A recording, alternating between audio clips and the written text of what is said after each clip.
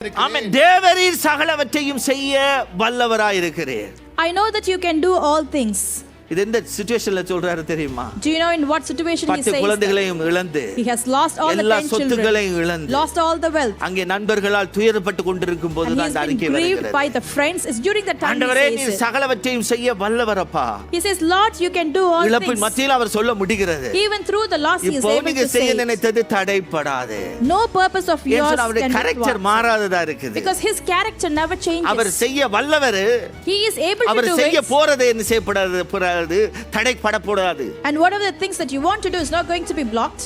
ஆமென். அது யாருமே அதை தடுத்து நிறுத்த முடியாது. no one would be able to stop it. தடுத்து நிறுத்தாத அளவுக்கு தேவனுடைய கரெக்டர்ல அவர் மாறாதவராகவே இருக்கிறார். because his character never changes. நாம எப்படிப்பட்ட சூழ்நிலையில போய் கொண்டிருந்தாலும், whatever the situation that we are going இடத்தில் through, இருக்க ஒவ்வொருவரும் புரிந்து கொள்ளுங்க. each and every one of you need to விசுவாச பாதை understand. என்பது ஒரு பள்ளமும் இருக்கும் மேடும் இருக்கும். your path of faith will have up and down. நிச்சயமா இருக்கும். you will have up as well as இழப்பும் down. இருக்கும், ஆசீர்வாதம் இருக்கும். you will have a loss and you will have a blessing. ஆமென். நீதிமானுக்கு துன்பம் வராது என்று வேதம் சொல்லல. The scripture never says a righteous man will never get any. நீதிமானுக்கும் துன்பங்கள், अनेक துன்பங்கள் உண்டு என்று வேதம் சொல்லுகிறது. The scripture says even for righteous he will have many தேவன் troubles. எப்பொழுதும் இருக்கிறார் என்பதை உணர்வுபூர்வமாக உணர்ந்து கொள்ளுங்கள் என்று சொல்லி தேவன் சொல்லல. but the Lord never says just understand in your feelings that God is near to you.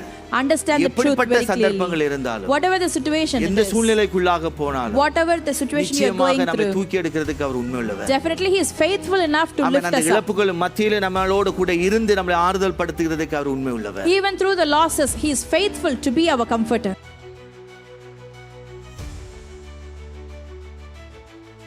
சங்கீத புத்தகம் 10வது அதிகாரம் 1வது வசனம். Psalms 10 verse 1.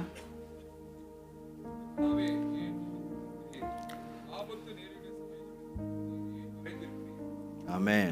Why, Lord, do you stand far off? Why do you hide yourself in times of trouble? ஆமென். இந்த நாளிலே தூரத்தில் நிற்கிற தேவன் என்ற தலைப்பின் கீழே நான் உங்களிடத்தில் இந்த வார்த்தையை பகிர்ந்து கொள்ள விரும்புகிறேன். Today I'm just going to share the sermon about the topic of Lord who stands far. அந்த புத்தகத்தை படித்தவர்களுக்கு இது 14 daysல எழுதப்பட்ட அதிகாரம். So for the people who have read this book, you know that this is the chapter that has been written within 14 days. இந்த தலைப்பிலிருந்தே நீங்க புரிந்து கொள்ள வேண்டிய ஒரு மிக முக்கியமான ஒரு காரியம். From this topic itself, the main important thing that you need to understand, ஒவ்வொரு கிறிஸ்தவனுடைய வாழ்க்கையிலும், in every Christian life, தேவன் சில நேரங்களிலே ஏதோ தூரமா இருக்கிறதை போல உணர்கிற ஒரு சந்தர்ப்பங்களை என்ன செய்கிறார்? அனுமதிக்கிறார். there will be circumstances in your life that will be admitted by God where you feel that the God is so far away from you. அது எவ்வளவு எப்படிப்பட்ட விசுவாசிகளாக இருந்தாலும், however strong believer you are, அல்லது ஒரு குழந்தை விசுவாசியாக இருந்தாலும் கூட, or if you are just immature believer, தேவன் அப்படிப்பட்ட ஒரு சில அனுபவங்களை கொடுத்து அவருக்குள்ளாக நெருங்க வைப்பதற்காகவோ, ஏதோ ஒரு விதத்திலே நம்மளை மெச்சூரிட்டியாக இன்னும் ஆவிக்குரிய வாழ்க்கையில வளர செய்வதற்காகவோ சில நேரங்களிலே இப்படிப்பட்ட சந்தர்ப்பங்களை ஆண்டவர் என்ன செய்கிறார்? நம்முடைய வாழ்க்கையிலே அனுமதிக்கிறார். sometimes God will allow these kinds of opportunities to come into our life. either it is for us to get closer to him or for us to become more mature believer. God allows these things to happen in our life. இந்த இடத்துல இருக்கிற நீங்க எல்லாரும் ஏதோ ஒரு நாள் இந்த வார்த்தையை தேவனை பார்த்து கேட்ட சந்தர்ப்பங்களோ அல்லது இந்த அனுபவத்துக்குள்ளாக போன சந்தர்ப்பங்களோ நிச்சயமாக இருந்திருக்கும். all of you here, you would have gone through this situation where you have experienced this, or you would have asked this question to God. தேவனுடைய பிரசன்னத்தை உணராதது போல ஒரு சந்தர்ப்பம். situations where you didn't feel the presence of God, தேவனிடத்தில் ஜெபித்து அந்த ஜெபத்துக்கு பதில் வராததை போன்ற உணர்வுகள், or the feeling that you have prayed but have not received answer from him. முழுவதுமா எங்கேயோ ஒரு வனாந்தரத்தில் எங்கேயோ ஒரு ஓரத்தில் இருந்து அப்படியே நிக்கிற ஒரு நிலையை போன்ற ஒரு சந்தர்ப்பங்கள், or could be situations where you feel like as if you have been wandering in the wilderness. நிச்சயமாக கடந்து வந்திருப்போம். definitely you would have come through this. இந்த சங்கீதத்தை எழுதின சங்கீதக்காரனும் தேவனுடைய இருதயத்துக்கு பிரியமானவன், தேவனுடைய பரிசுத்த ஆவியினாலே நிரப்பப்பட்ட ஒரு தேவனுடைய தாசன், தேவனுடைய அபிஷேகத்தை பெற்ற ஒரு தாசன் தான். அப்படிப்பட்டவராக இருந்தாலும் அவருக்கும் இந்த நியதி விதிவிலக்கு அல்ல. even the psalmist who have written this psalm, he has been very close to God, he has been filled by the Holy Spirit, he is a man who has been anointed, but even him has gone through the same experience. வேத புத்தகத்திலே எடுத்து பார்த்தீர்கள் என்று சொன்னால், If we turn our Bible, தேவனோடு அதிகமான உறவில் இருந்ததனால தான் அதிகமான சங்கீதங்களை இந்த சங்கீதக்காரர் எழுதியிருந்தார். it is because he has been in a very deep relationship with God, he was able ஆனா to write many psalms. அப்படிப்பட்டவருக்கு பல நேரங்களிலே ஆண்டவரை விட்டு தூரமா இருந்தது போல உணர்வுகள், அப்படிப்பட்ட சம்பவங்கள் அவருடைய வாழ்க்கையிலே வந்ததை அழகாக பாடல்களிலே பாடி வைத்திருக்கிறார். Even for him, he has gone through many situations where he have thought or had the feeling that God is far away, and he has written many psalms about it. சங்கீதம் 43:2 சொல்லுகிறார், In Psalms 43:2 he N says, அரணாகிய தேவனே, நீர் ஏன் என்னை தள்ளிவிடுகிறீர்? you are God my strongholds, why have you rejected me? சங்கீதம் 44:23 சொல்லுகிறார், In Psalms ஆண்டவரை 44:23, விழித்துக் கொள்ளும், ஏன் நித்திரை பண்ணுகிறீர்? awake Lord, why do you sleep? எழுந்தருளும், எங்களை என்றைக்கும் தள்ளிவிடாதிரும். Rose yourself, do not reject us forever. சங்கீதம் 88:14 சொல்லுகிறார், In Psalms 88:14, கர்த்தாவே, ஏன் என் ஆத்துமாவை தள்ளி விடுகிறீர்? ஏன் உமது முகத்தை எனக்கு மறைக்கிறீர்? why Lord do you reject me and hide your face from me? இந்த பகுதியெல்லாம் எடுத்து பார்த்தீங்கன்னு சொன்னால் இந்த சங்கீதக்காரனுடைய ஒரு புலம்பலாகவே இருக்கும். If you read all these verses, it looks like as the mourning of psalmist. அதுல முக்கியமாக ஒரு தீர்க்கதரிசன சங்கீதம் 22வது சங்கீதம், And கிறிஸ்து இயேசுனுடைய வாழ்க்கையிலே நிறைவேறிய சம்பவம். And mainly there is this prophetic psalm which is Psalm 22 and all those அங்கே things. முதலாவது வசனத்திலே சொல்லுகிறார், And the first verse says, என் தேவனே, என் தேவனே, ஏன் என்னை கைவிட்டீர்? my God, why have you forsaken எனக்கு me? என்னை ரட்சியாமல் எனக்கு சொல்லுங்க, வாசிங்க. எனக்கு உதவி செய்யாமலும் நான் கதறி சொல்லும் வார்த்தைகளை கேளாமலும் ஏன் தூரமாய் இருக்கிறீர்? Why are you so far from saving me, so far from my cries of anguish? இந்த வார்த்தைகள் எல்லாம் பார்த்தீங்கன்னு சொன்னால் இயேசுனுடைய வாழ்க்கையில வந்திருக்குது. If you see all these verses, these things have happened in the life of Jesus too.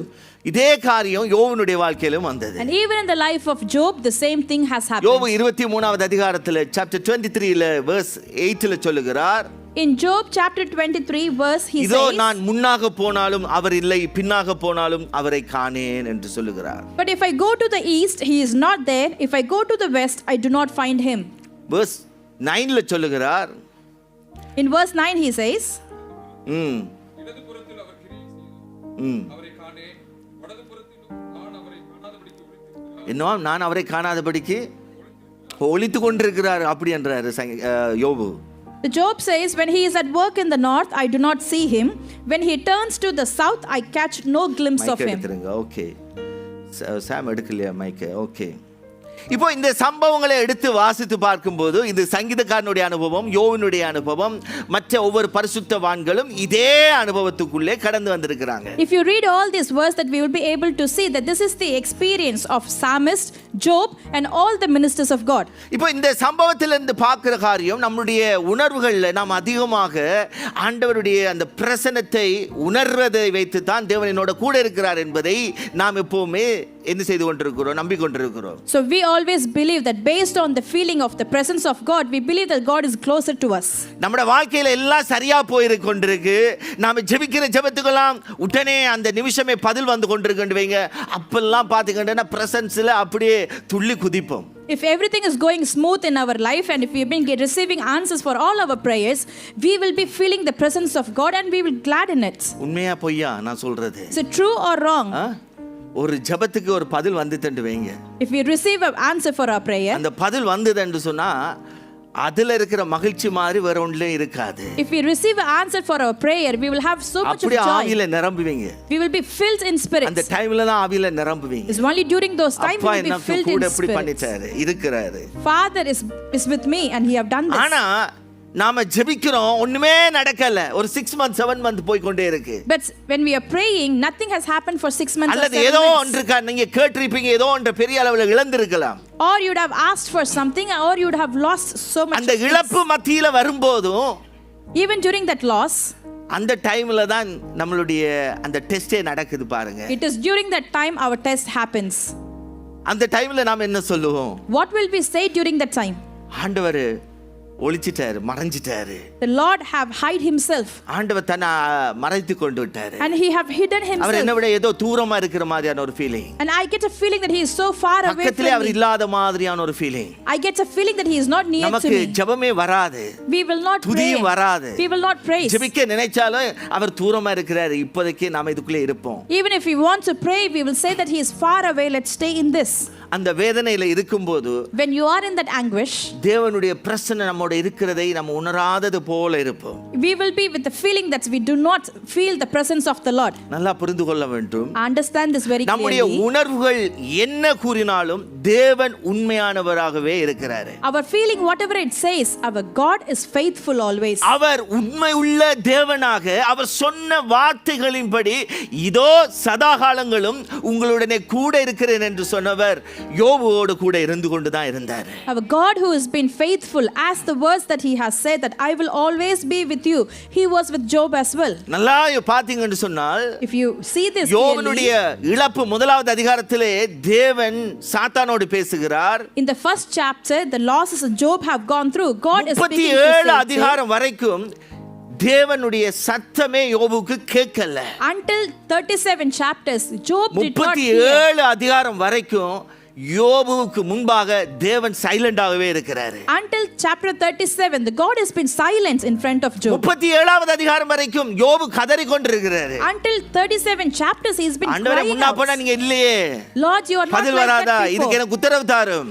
I have not received கதறி the கொண்டே answer. இருக்கிறாரு. He's been crying out. எந்த பதில் 37வது அதிகாரம் வரல. There was no வரைக்கும் வரல. answer up until chapter அவ்வளவு சைலண்ட் 37. ஆண்டவர். That silent ஆனா God ஆண்டவர் was. இருந்தாரா இல்லையா? But was God there or ஆண்டவர் not? பொறுமையாக யோபு பார்த்து கொண்டே இருக்கிறார். Yes, God is கவனிச்சு கொண்டே இருக்கிறார். patiently watching over நல்லா Job. புரிந்து கொள்ள வேண்டும். We just need to understand நமக்கு அந்த this. சம்பவம் தெரிந்ததனால Because we know that யோபுடைய incident. வாழ்க்கையை பார்க்கும்போது தேவன் எவ்வளவு கரிசனை உள்ளவராக யோபுவை குறித்து ஒரு சாட்சி கொடுக்கிறவராக இருந்தார் என்பதை பார்க்கும்போது நமக்கே ஒரு இதா இருக்குது இல்லையா? When we read those chapters, when we know how compassionate God was in the life of Job, how it is for us, isn't இதே it? காரியம் தான் தாவீதுடைய வாழ்க்கையில. Exactly the same thing in the life of தாவீது David. கடந்து போன பாதைகளை பார்க்கும் பொழுது If we see- ஒவ்வொரு பாதையுமே சில நேரங்களில் அவ்வளவுதான் மரணம் ஒரு அடி தூரம் தான் என்ற லெவலுக்கு எல்லாம் போயிட்டு வந்த மனுஷன்.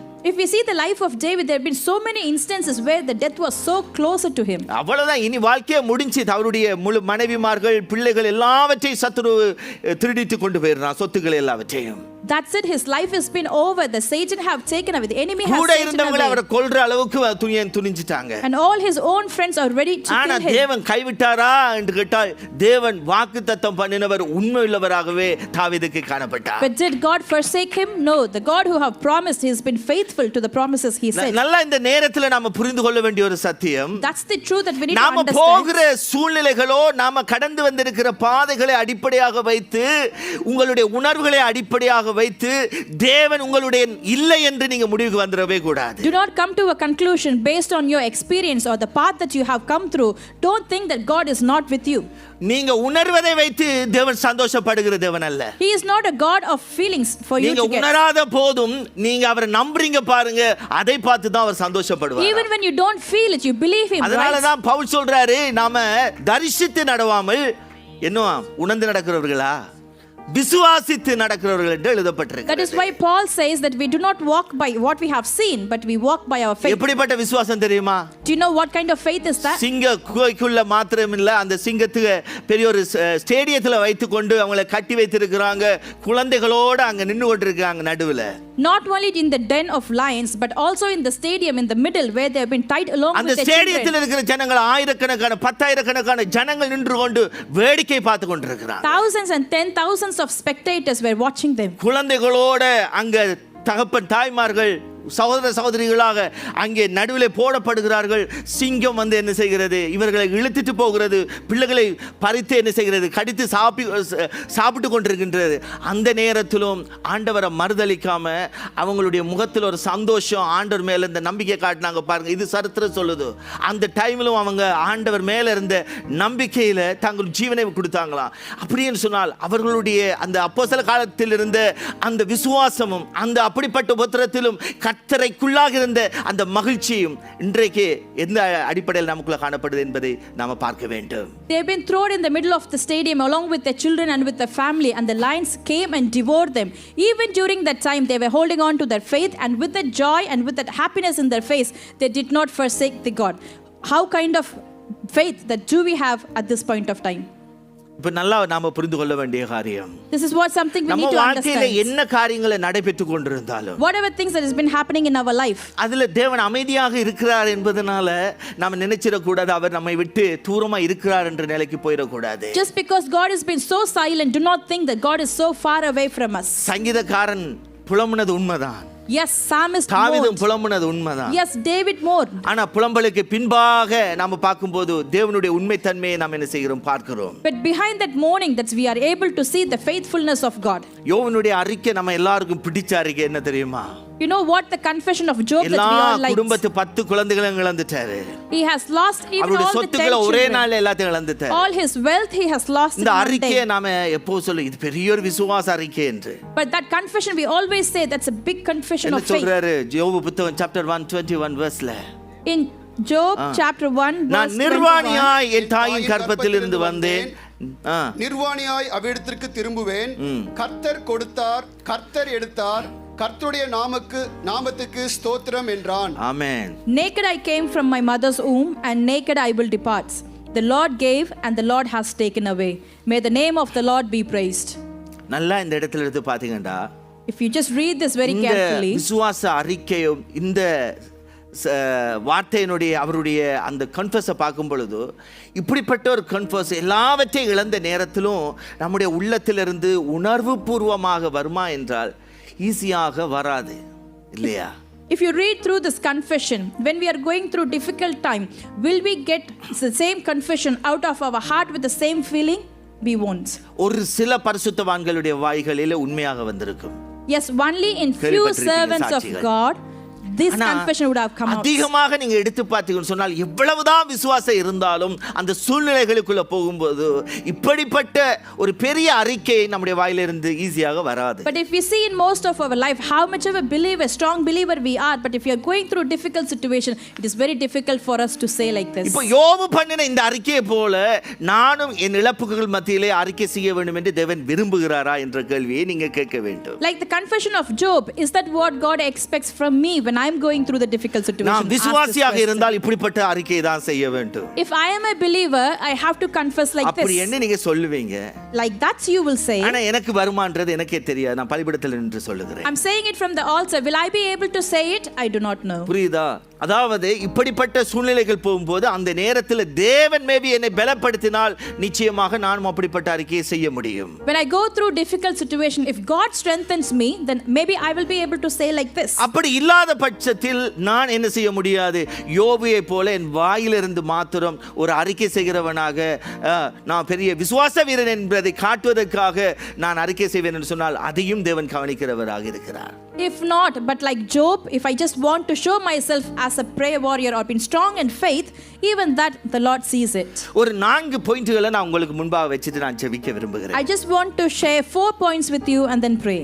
முதலாவது ஒரு காரியம், The first point, நாம எப்படிப்பட்ட வேதனையான துன்பமான சூழ்நிலைகளில் போகும்போதும் தேவன் தூரமாய் இருக்கிறதை நீங்க உணரும்போது செய்ய வேண்டிய ஒரு காரியம், whatever difficult situations or difficult times that you are going through and you are feeling that God is far away, one thing that you need to do, உங்களுடைய உணர்வுகள் எப்படி இருக்கிறதோ அதை அப்படியே தேவனிடத்திலே நாம் என்ன செய்ய வேண்டுமாம்? தெரியப்படுத்த வேண்டுமாம். whatever that your feelings are, just show it to him as it is. இப்போ என்னுடைய உணர்வுகள்ல என்ன, நான் எப்படி அந்த சூழ்நிலைகள்ல அந்த வேதனை மத்தியில போகிறேனோ அதை வெளிப்படையாக நான் தேவனிடத்திலே சொல்லத்தக்கவனாக இருக்க வேண்டும். I have to be a person, whatever feeling that I go through, whatever anguish that I have got, I have to just show it to the Lord. சில பேர் வந்துட்டு மரித்து யாரா சொந்தக்காரங்கள் மரித்திருப்பாங்க. Some people, maybe one of the relatives would have died. நாங்க விசுவாசிகள், நாங்கள் கண்ணீர் விடக்கூடாது. We are believers, we should not cry. ஏன் சொன்னால் அந்த ஆத்துமா பரலோகத்தில் போய் இருக்கும் என்று நாங்கள் விசுவாசிக்கிறோம், பரலோகத்திலே பார்ப்போம் என்று. Because we believe that soul would have gone to heaven and we will meet them again in அப்படி நான் heaven. கண்ணீர் விட்டு அழுதால் அது வந்துட்டு பாவம். If I cry, that is a sin. இப்படிப்பட்ட மேதைகள் நிறைய பேர் இருக்கிறாங்க. There have been many people like this. ஆனா ஆபிரகாம் அவருடைய வைஃப் இருந்தோடனே அந்த மனுஷன் துக்கப்பட்டு அழுது கொண்டிருக்கிறாரு. But Abraham, when his wife ஈசாக்கு அழுது died, கொண்டிருக்கிறாரு. Isaac was crying. தாவீது அழுறாரு. David அந்த was crying. போசவர்கள் மரித்த போது கூட அவரால் அழ முடிகிறது. Even he உபவாசம் was- இருக்கிறாரு. He's been fasting, has been crying. இயேசு கூட கண்ணீர் விடுறாரு. Even Jesus himself, he நல்லா wept. புரிந்து கொள்ளுங்க. Just understand this இந்த very உணர்வுகளை clearly. நீங்க என்ன செய்யாதீங்கன்னு சொன்னா, நீங்க ஆண்டவருக்கு முன்னாடி நடிச்சு பழகாதீங்க. Do not hide your emotion in front of God. இப்போ இதுவுமே இன்றைக்கு விசுவாசிகளுடைய வாழ்க்கையில ஒரு இடரலா மாறிக்கொண்டு Even today, that will be a block in the life of believers. சில பேர் இப்போ கிறிஸ்தவ ஆராதனைகள், கிறிஸ்தவ இந்த சடங்கு, மரண சடங்குகளுக்கு போகும்போது நீங்க என்ன கிறிஸ்தவங்க அழவே மாட்டீங்களா, அதை பார்த்து துக்கப்பட்டு பேசினவங்களும் இருக்கிறாங்க. ஏன் அவங்களுக்கு இந்த அளவுக்கா என்ன கல் நெஞ்சம் அப்படி என்று நினைக்கிறவர்கள் உண்டு. There are people who attends the Christian funerals and they see that people are not crying over there, and they have this thought of like how hard-hearted they are. நான் உங்கள்ட்ட என்ன சொல்ல வருகிறேன்னு சொன்னால், What I'm trying உங்க to say உணர்வுகளை here நீங்க is, சொல்லி பழகுங்க. just show your emotions. உங்க உணர்வுகளை வெளிப்படுத்துறத தேவன் அது பாவமா பார்க்க போறது கிடையாது. Express your emotions and God is not going to see that as a நான் sin. சொல்றது உங்களுக்கு புரியும்னு நினைக்கிறேன். I believe you understand நல்ல what I'm விசுவாசி saying. தான். Yes, you are a ஆனா good அந்த இழப்பு believer. என்பது உங்களுடைய உள்ளத்தை துக்கப்படுத்தி இருந்தால் அந்த துக்கம் உங்களுடைய இருதயத்தில் இருந்து அது வெளிவரட்டும். But if that loss have grieved your hearts, let that sadness comes out of you. யோபு சொல்லுகிறார், அதே யோபு தான் சொல்லுகிறார், chapter 7 verse 11ல சொல்லுகிறார் பாருங்க. என்ன சொன்னா, நாம இந்த முதலாவது அதிகாரம் 21ஆம் வசனத்தை தான் பிடிச்சு என்ன செய்வோம், ஆண்டவரே கர்த்தர் கொடுத்தார், கர்த்தர் எடுத்தார், ஸ்தோத்திரம். அது விசுவாச அறிக்கை, அது மாத்திரம் தான் பிடிக்கணும். அதுக்கு அப்புறம் யோபுடைய வாழ்க்கையில் அவர் பேசின வார்த்தைகளை மறந்துடுறோம். We always hold on to the verses of the Job chapter 1 where he gives the confession. We hold on to it, but we do not look into other words that he speaks in the rest of his verse life. 11 எடுத்து பாத்தீங்கன்னு சொன்னால், ஆகையால் நான் என் வாயை அடக்காமல் என் ஆவியின் வேதனையினால் பேசி என்னவா என் ஆவியின் வேதனையினாலே பேசி என் ஆத்துமத்தின் கசப்பினால் அங்கலாய்ப்பேன். அருமையாக சொல்லுகிறார். Very beautifully he says here, therefore I will not keep silence, I will speak out in the anguish of my spirit, I will complain in the bitterness of my soul. என் ஆத்துமத்தின் கசப்பினால் அங்கலாய்ப்பேன் என்று சொல்லுகிறார். And he says I will complain out of the அதனால தான் அப்பா bitterness. அவர் அதுக்கப்புறம் அவர் பிறந்த நாளை சபிக்கிறார், எவ்வளவோ வேதனையில கொட்டி தள்ளுறாரு. And that is the reason why he mourns after that, he curses his birthday. நாம அந்த verse 21 வசனத்தை மாத்திரம் தான் பிடிச்சு கொண்டிருக்கிறோம். But we just hold on to verse 21. புரியுதா? தேவ சமூகத்திலே நாம நிக்கிற போது, தேவ சமூகத்திலே வரும்போது மாத்திரமல்ல, தேவன் நம்மிடத்தில் எதிர்பார்க்கிற காரியம், உங்களுடைய உணர்வுகளை மறைத்து வைத்துக் கொண்டு ஏதோ ஒரு விசுவாச வீரர் என்ற மாதிரி உங்களுடைய வாயிலிருந்து பேசுகிறது தேவன் கேட்க விரும்பல.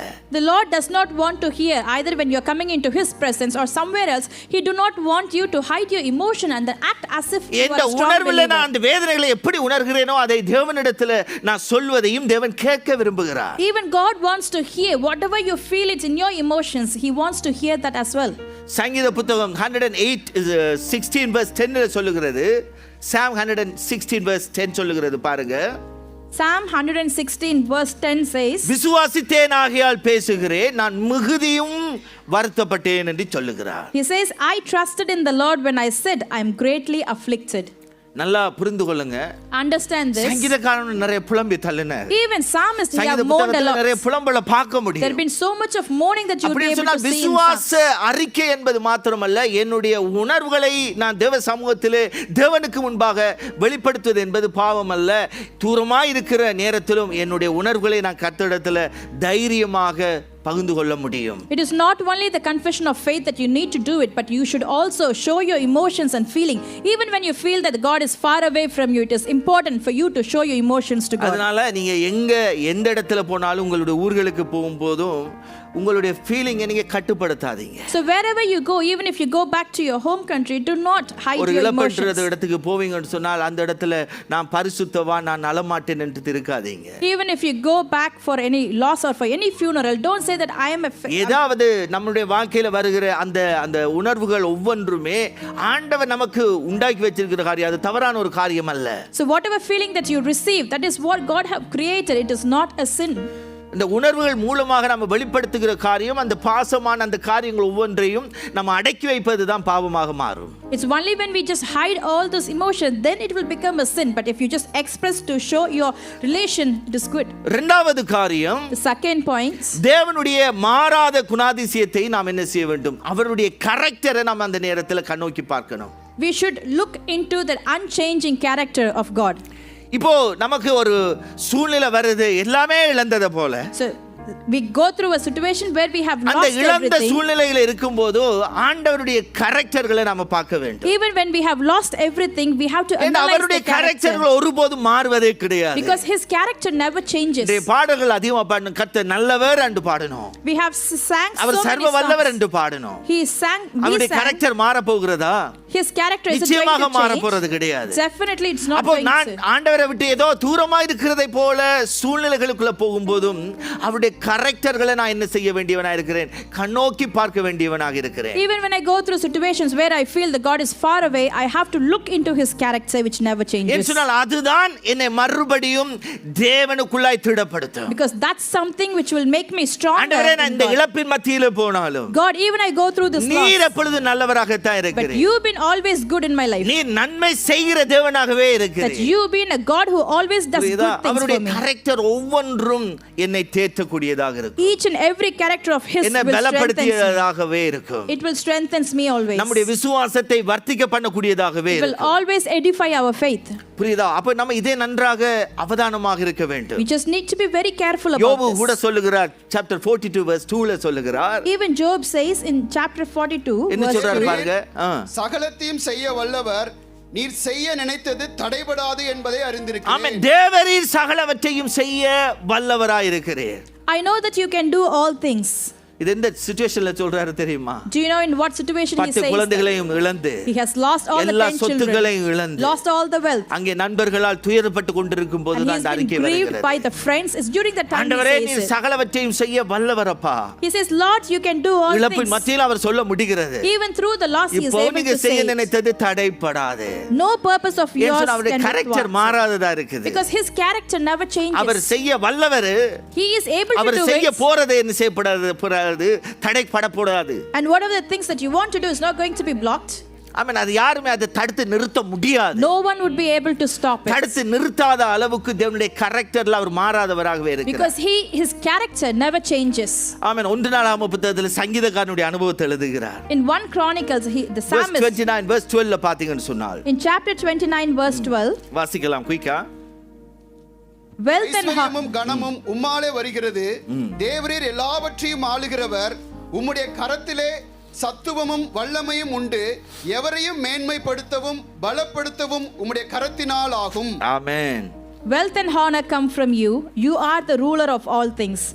In your hands are strength and power to exalt and give strength to all.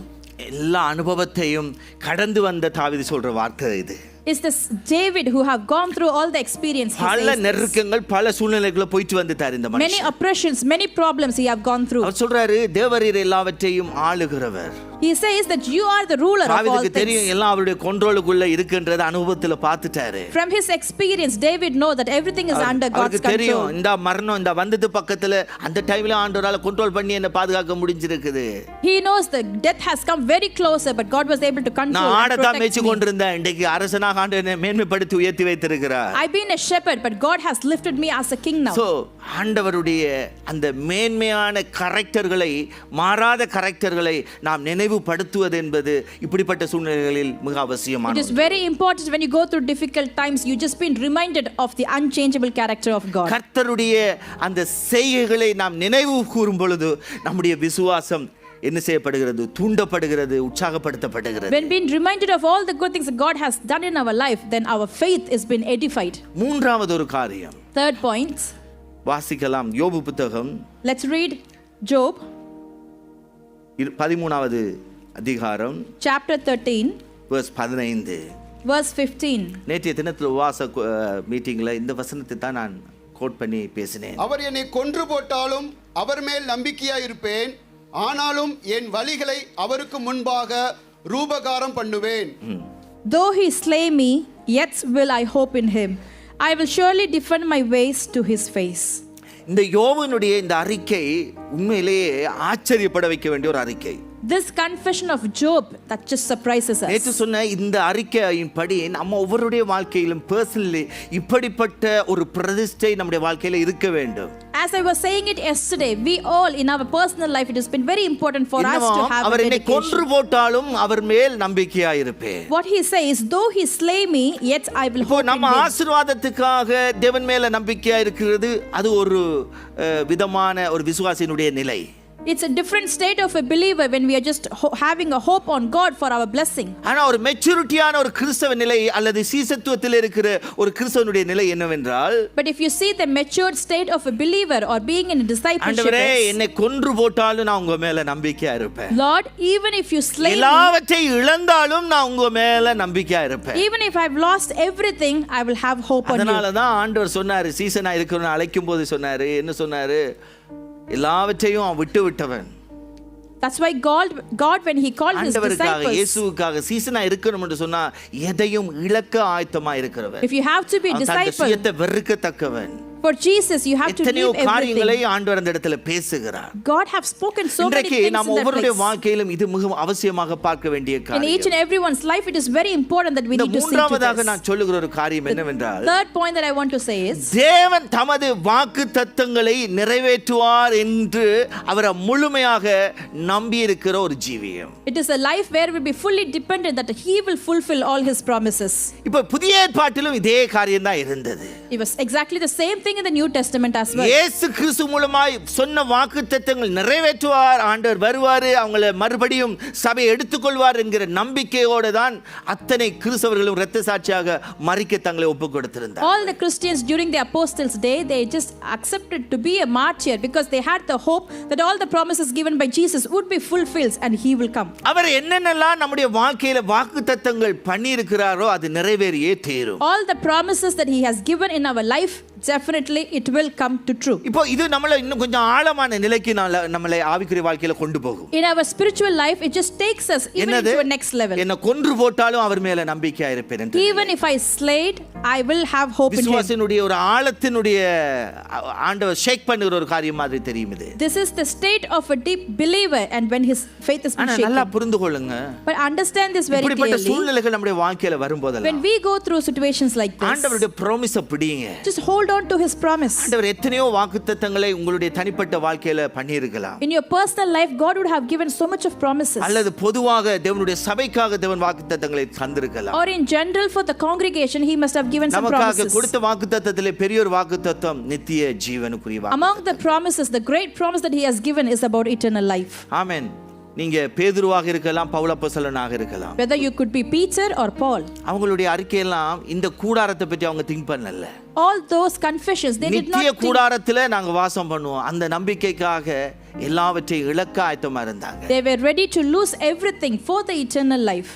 இந்த யோவனுடைய அறிக்கையை பார்க்கிலும் ஒரு மேலான ஒரு நம்பிக்கை நம்ம ஆண்டவர் மேல வைக்க முடியும். More than the confession of Job, we would be able to put a hope on him. நாம் நேற்று சொல்லும்போது சொன்ன இந்த யோவனுடைய நம்பிக்கையை பார்க்கும்போது யோபுக்கு பரிசுத்த ஆவியானுடைய பிரசன்னத்தை அனுபவித்த ஒரு அனுபவம் கிடையாது. Yesterday when I was just sharing the experience of Job, I was saying he did not have the experience of அந்த ஆவி having நிறைவு anointing. என்பது அவருக்கு கிடையாது. He did not have the anointing of the Holy இன்றைக்கு நமக்குள்ள Spirit. வேதம் சொல்லுகிறது அவர் என்றென்றைக்கு நம்மோடு வாசம் பண்ணுவதற்காக பரிசுத்த ஆவியானவரை ஆண்டவர் தந்திருக்கிறாரு அப்படி என்றாரு. But today the scripture says for the Holy Spirit to live with us, he has given us the Holy Spirit to stay with us forever. யோவான் 14வது அதிகாரத்தில் அதை வாசிக்கிறோம். We would be able to read it in John chapter 14. 14ல இருந்து பார்க்கும்போது chapter 14 verse 16ல இருந்து பார்க்கும்போது When we read it in John chapter 14 from ஆண்டவர் verse பெரிய 16 promise நமக்கு onwards, தந்திருக்கிற promise. God has given us a greater promise. எந்த சூழ்நிலையில எந்த நெருக்கத்தின் மத்தியில போனாலும் ஏதோ தூரமா இருக்கிற லெவல் பழைய ஏற்பாட்டில் இருந்த மாதிரி புதிய ஏற்பாட்டு கிறிஸ்தவர்களுக்கு கிடையாது. In whatever situation or oppression we go through, we do not have the same state as it was in the Old Testament. சத்தியாவியாகிய தேற்றரவாளன் உங்களுடனே இருப்பார் என்று சொல்லி இருக்கிறார். Because he have said that the comforter will be with you always.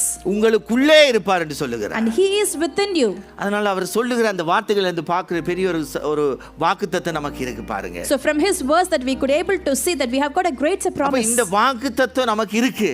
We have that promise அவர் நமக்குள்ள வாசம் பண்றாரு. that He dwells in us. அவருடைய பிரசன்னம் ஒரு நாள் நம்மை விட்டு போக முடியாது. His presence will never leave us. அப்போ நாம என்ன செய்ய வேண்டியிருக்கிறது? So what do we need to do? அந்த வாக்குத்தத்தங்களை நினைவு கூர்ந்து அதை பிடித்து ஆண்டவரிடத்துல மன்றாடுகிறவர்களாக நாம் இருக்க We வேண்டும். just need to be reminded of the promise, hold on to it and then pray to Him. கடைசியாக ஒன்றை சொல்லிட்டு நான் முடிக்க And விரும்புகிறேன். finally I want to say, ஃபைனலாக finally, தேவன் ஏற்கனவே எனக்கும் உங்களுக்கு செய்ததை நாம் என்ன செய்ய வேண்டும்? நினைவு கூற வேண்டுமா? we just need to be reminded of the things that God has done for you உங்க and myself. வாழ்க்கையிலும் என்னுடைய வாழ்க்கையிலும் தேவன் எதெல்லாம் பண்ணி இருக்கிறார்? In your life and my life, what ஏற்கனவே are நீங்க things? கடந்து வந்த பாதைகளிலே அல்லது இழப்புகளின் மத்தியிலே தேவன் உங்களை எப்படி நடத்தினார்? In all the path that you have come through, in all the losses, how has God தேவன் led எப்படி you? உங்களை பாதுகாத்தார்? And how God has protected you. அந்த கைவிடப்பட்ட நிலை போல வந்த இடத்துல எல்லாம் உங்களுக்கு எப்படி உங்களை தூக்கி எடுத்ததை பார்த்திருக்கிறீங்க.